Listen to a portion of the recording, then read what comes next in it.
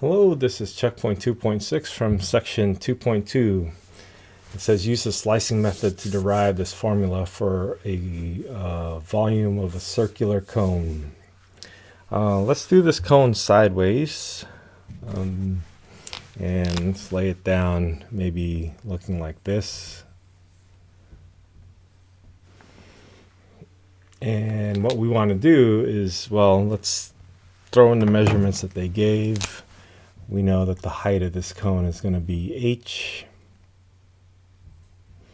and the radius of this cone would be r.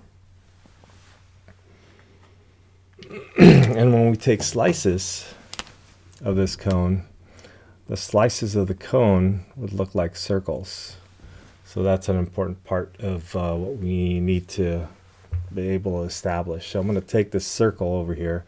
It's actually a circle with a thickness, so it could be a disc if you want to look at it that way. And the theory behind Riemann Sum is that we can approximate this with disc with a certain thickness, so this thing looks like a cylinder. And maybe we'll call this like maybe the x-axis or something. X-axis. This is the y-axis.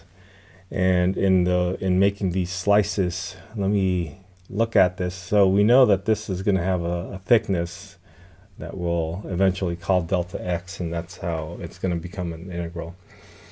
But we do need to figure out what this radial distance is. The radial distance looks like it's just going to be a height, a y value height.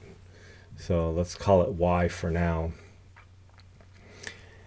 And we need to find a relationship between x and y and maybe h and r. And so let's see if we can find that. The way we're going to do this is we're going to use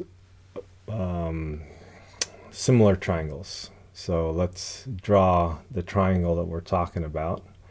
The big triangle here is, just imagine the triangle part, looking at it as a cross section, has an h and an r to be the piece of that cone.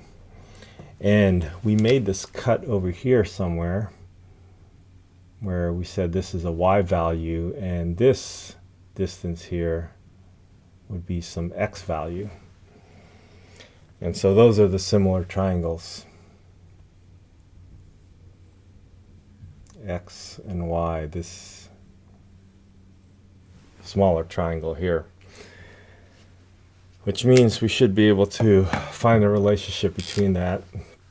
And the relationship could be done in several ways. So it'll be x over y is equal to h over r. So just matching up the proportions. Oops, h over r.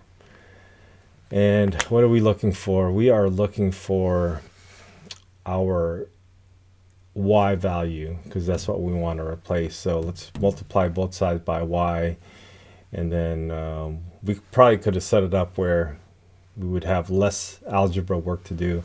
It looks like I want the reciprocal and solve for a y by multiplying both sides by x.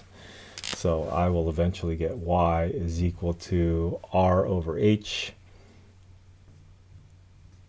and then times x. So that is going to be our radial distance.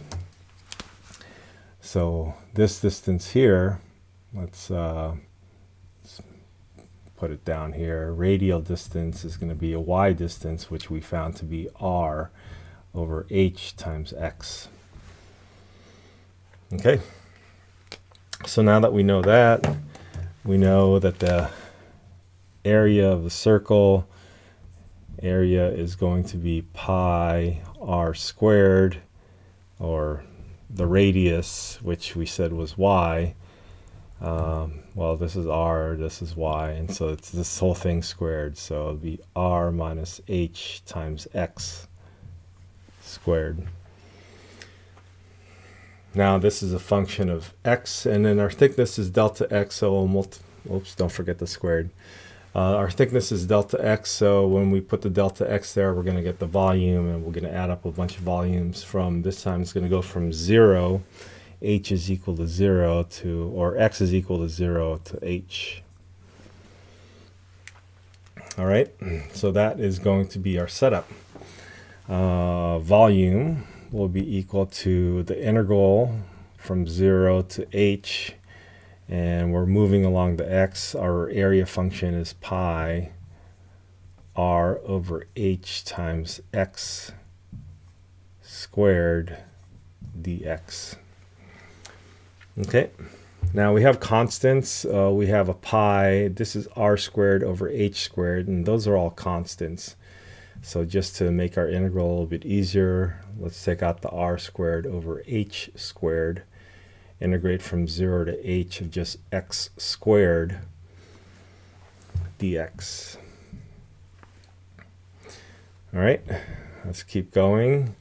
We have pi r squared over h squared. And now this antiderivative is going to be a 1/3 x cubed. And we're going to evaluate this from 0 to h. When we put 0 in there, we're going to get nothing, so we'll put the h in there. So we have pi r squared over h squared times 1/3, and then this is going to be h cubed. And then we have a minus 0 here, but we're not going to consider that. All right, I think we have it. We have a 1/3 constant. We have pi, everything's constant now. We have an r squared, and then we have an h here, and 2 h's in the bottom and 1 h on top. That will leave with 1 h on top, and that is the formula for our cone. Okay, I hope that helps.